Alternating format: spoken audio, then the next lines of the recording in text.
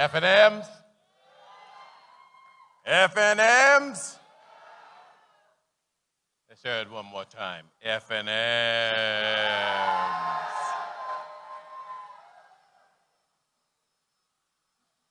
I want to greet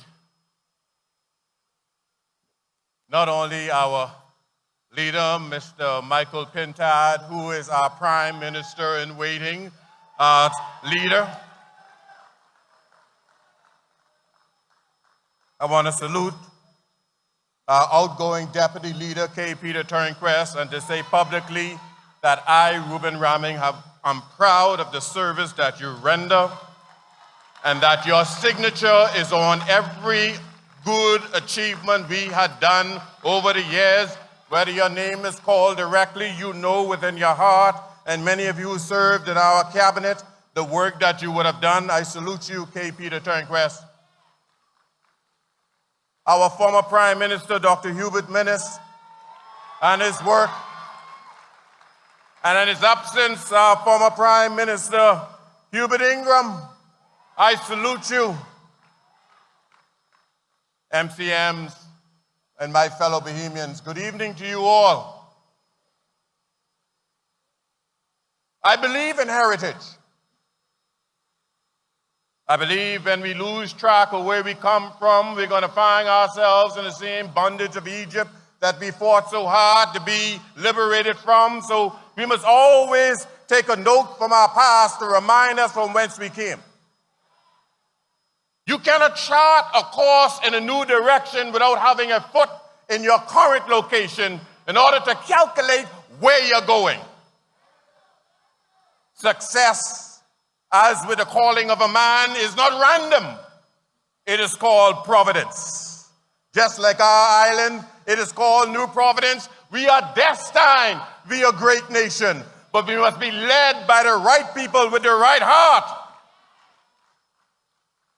We are to protect our heritage and honor our heritage. So allow me to stand this day and honor the first fruit of the free national movement in the presence of our firstborn, who is here today by the grace of God.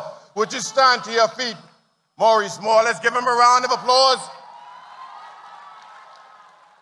When we started with 8 men who knew what it is and what it was to break away from the crabs and become free.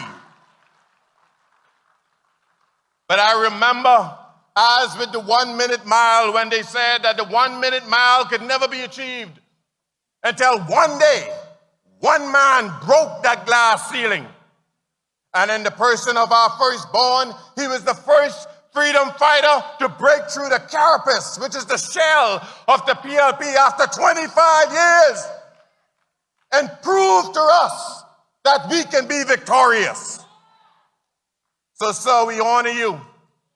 And whenever your head hang low and you feel that you can't, look at our firstborn, and you'll hear the little train saying in your heart, I think I can, I think I can, I know I can, oh yes we can, and Michael Pintard will be our Prime Minister, and we'll bring about change in this country. Allow me to take out my speech for a moment and focus on where we're moving. I stand here today in my portfolio, not just as your senator, but charged with labor and immigration. So allow me to take you down the road of our achievement as it relates to labor. First of all, I find it so interesting that all the noise in the market before and during election has dissipated so rapidly. I believe it's because some of those voices in labor now are enjoying the price of fish. Some have abandoned the persons that they seem to have been fighting so much for, and are now doing the Jeffersons off the backs of the same people they have stole so much. They always say mouth can say anything, but we have a list of achievements that we can be proud of. When we came into power in 2017, right after the election, one of the things that perplexed me now after this election is that I thought that there was at least some degree of reciprocity amongst the political faction. My God, if they could say there's honor among thieves, why is it not so that one cannot give reciprocity and the thing you receive, give that same courtesy again? Your action shows your character. Your history shows your tendencies, and it gives us an idea of what you will be in the future. Why do I say and why do I stand demanding reciprocity? After 2017, when we came to power and hundreds of Bahamians were hired 3 months before election. I'll give you an example, many of them in education. Sent to jobs that they had no positions, no portfolios, they're hanging out in the closet in the hallways. Instead of our administration sending them home, we offer them training and tutelage. Qualify them for the jobs that they weren't qualified. And we took the time. It took 2 years, but we placed them all where they needed to be. But yet, right now, we can't have reciprocity. What kind of nation have we become? When we came in power, our party does have similarities to the PLP. We have supporters who want and need as well. But when we came in 2017, we did not bulldoze all those PLPs with beaches and parks contracts. We didn't tell the garbage contractors, hit the road, Jack. We respected them as Bahamians and allowed them to continue on with their contracts. We too, when we came in power in 2017, had the choice to let those people go. But we took the choice because we understood labor. We understand that the job of a breadwinner signals that that person is the bedrock of the economy of a family. We realize that when you hurt that mother, you hurt the children, and you create a whirlwind. There is something that is called the butterfly effect in life, that if a butterfly flaps its wings in Tokyo, it creates a hurricane in the Bahamas. When you send a mother home without a job and can't feed her children, anticipating that she could pay her bills, you create not only stressful mothers, but you create disgruntled children with hate in their heart and malice in their heart. You set up a chain reaction in the society that we will reap later. We understood that, and we respect the labor. And yes, our supporters said, when is our time? We said, let their contracts end. But reciprocity, decency, kindness has been null and void.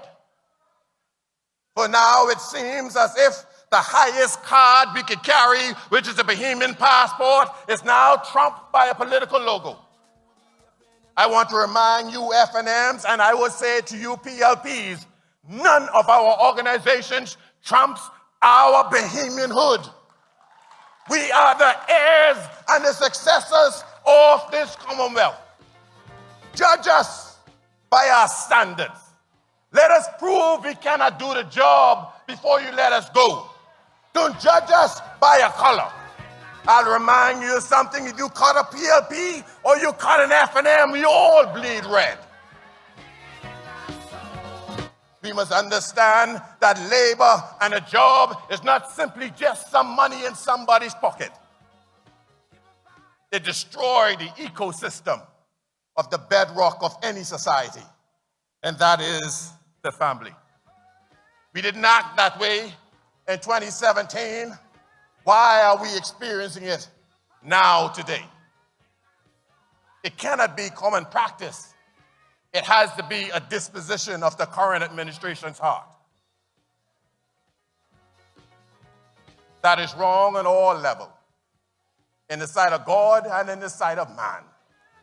That is simply wrong. When we came in 2017, I remember our former prime minister walking in the halls of ZNS, and the people I knew were afraid that the same old was going to happen again. But he said to them on national TV that, listen here, you don't worry about your jobs, just do your jobs right. I would have accepted that from Philip Brave Davis. Don't worry about your garbage contracts. I ain't gonna renew them, but for now, just do it right. That would have been reasonable. For we are all Bahamians first and foremost. We should never be punished for an election. I should not be hearing the words that to the victor goes the spoils. An election doesn't mean we are conquering a foreign nation. It is democracy within a nation. So what it means is a passing of the baton. It just simply says we're giving you a chance to lead. And as history has shown, one has been in and one has been out. And I believe from the propensity of those who now stand there that that's going to happen again.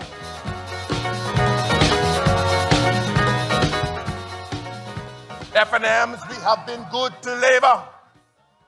Because by the second year of our administration, far enough from the first year that the previous administration couldn't say it was them. By the second year of our administration, we broke the back of a 20-year cycle of double-digit unemployment. And we proved to our nation that we could bring unemployment to single digits. For the first time in over 2 decades, it happened under an FNM administration. Record amount of visitors. Things were booming and exciting. We had so much momentum going that even though Dorian hit, it didn't stop our ride. We lost the engine called Grand Bahama. We lost the engine called Abaco. But New Providence still had sufficient strength to keep things moving. It took a catastrophic shock to the whole world to block the momentum of your FNM government. But even in the midst of COVID, the record will show we have been good to labor.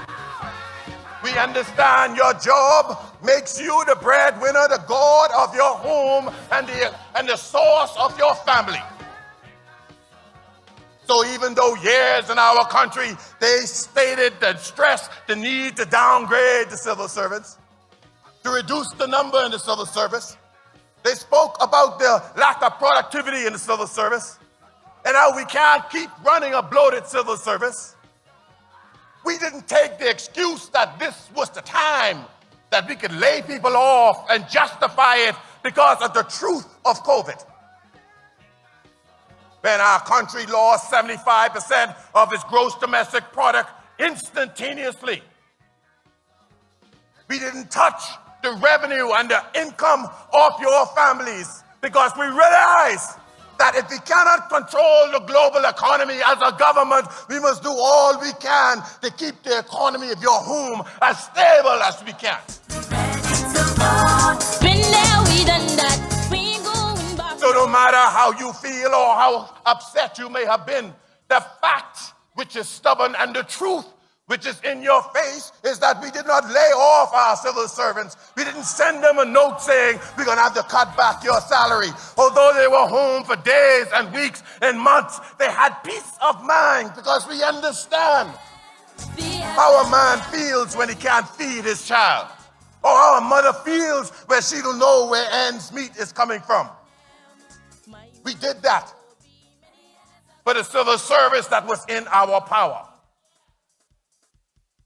When we came into power in 2017, there was a big question floating about. Where is the VAT money? This administration, after dealing with unprecedented things, took another unprecedented step and decided that for those in the hotels and medium and large businesses who are laying off their workers, said, you know what? Come up, sign up, and you can use the VAT money to pay salaries. You have never seen such decisive decision making. And so many of you who feel that nothing was done for you, ask your boss where the money came from. We bend over. We adapt it. We improvise. We overcome. Did we get it all right? Did some people slip through the cracks? Yes. But God knows we did very well and precedented what has never been done before. We sat back and we understood the plight of the laborer. And we understood that our safety net called national insurance had a little something saved that one time it could have given the unemployment benefit. But when that ran out, we decided to turn national insurance into a tool to funnel additional unemployment benefits to you. We did it once, and then we sat back. And we realized, and we did it again, and we sat back. And we realized, and we did it again. Because we know to keep the Bahamas strong, we must keep the family strong. So FNMs, when you step back and look at our relationship with you, the people that are called laborers, our hearts still bleed red for the people of the Commonwealth of the Bahamas. Our torch will still burn strong, and we will sit and we will be ready to rebound under the leadership of Michael Pintard. Thank you very much, FNM.